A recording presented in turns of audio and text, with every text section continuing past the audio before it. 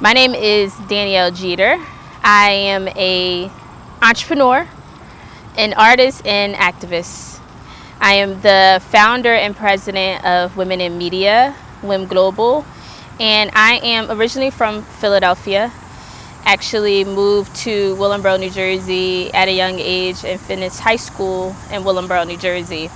I started dancing at the age of 6 years old, and I've been in musical theater and performing arts since I was 6 years old, doing ballet, jazz, modern dance, hip hop, African dance, pretty much anything that can go on stage with music and motion. That's what I do.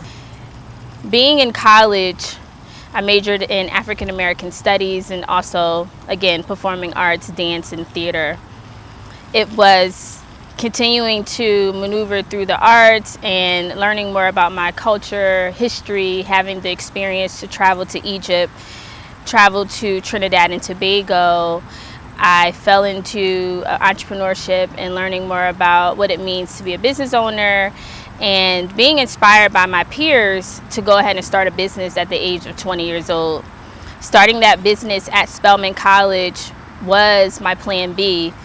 But Plan B quickly became my Plan A after graduating in 2010 during the recession without a job offer. Right after graduating from Spelman College, I returned back home to Philadelphia, and I was very serious about rebuilding my network and really gathering a lot of the resources and the individuals and everything that I needed to continue to grow my newly formed special events company.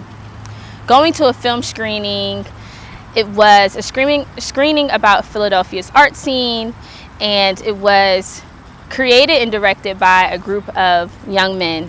I was excited to learn about the film, and so I went out because it married, all the things that I love to do. It married theater arts, it married media and music and all those things, and it was something being developed and directed by my peers and young people, so I was excited to go out and support. Having gone to that film screening, I left very disappointed because it was not a true depiction of my city, Philadelphia. There was only one woman in that film represented for her art, and that really struck me. I couldn't leave it alone, and so I left just very disappointed in what I saw. The fact that there was only one woman represented in her art did not show what my city was about.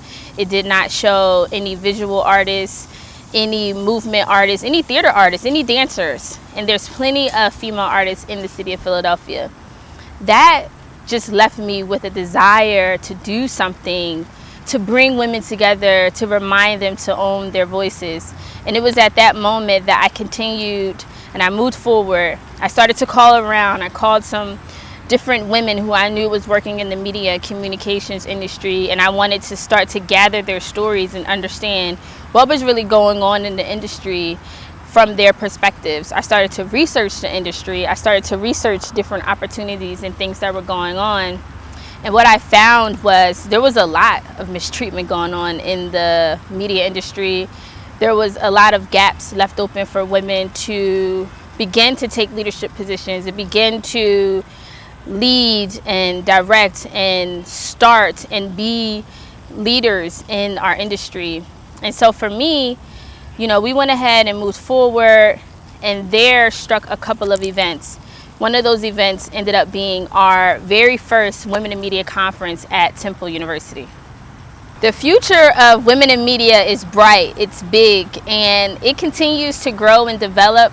What started out as a one-day, half-day conference at Temple University with the gathering of multiple companies coming together under a shared vision to remind women to own their voices has now metamorphed into this organization that is now known as Women in Media Global. And so our future is bright. Right now, we have work and development in Philadelphia market and also in Atlanta, Georgia, but we are not going to stop there. We see this initiative and this platform to empower women and to bring together a global community to go beyond overseas, but also in our country. So we want to go to multiple cities. We want to go to multiple countries as well. We see us being able to impact and influence young girls who are also interested in the media and communications industry, and being able to provide them with the resources and the tools and the inspiration and the motivation that they need to become leaders in the industry who own their voices.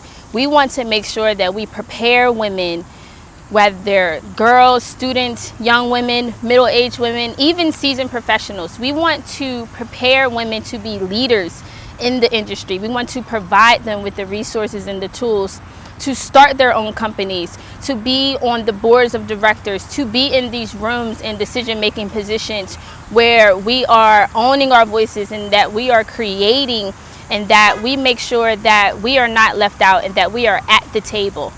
That is the future of women in media. Women in media has had an overwhelming response, positive response, from women who work within the media communications industry, who are so supportive of our mission to empower, equip, and encourage women to own their voices. Deanna Williams from Radio One, Lorraine Ballard-Morrow from iHeartMedia, Mina Say What, Lady B has been here, Tracy Davidson from NBC 10, and we can't forget Sonia Sanchez. Mina Say What, we've had so many awesome women. The list goes on and on. Councilwoman Blondell Reynolds Brown, Councilwoman Sherelle Parker, Councilwoman Helen Jim,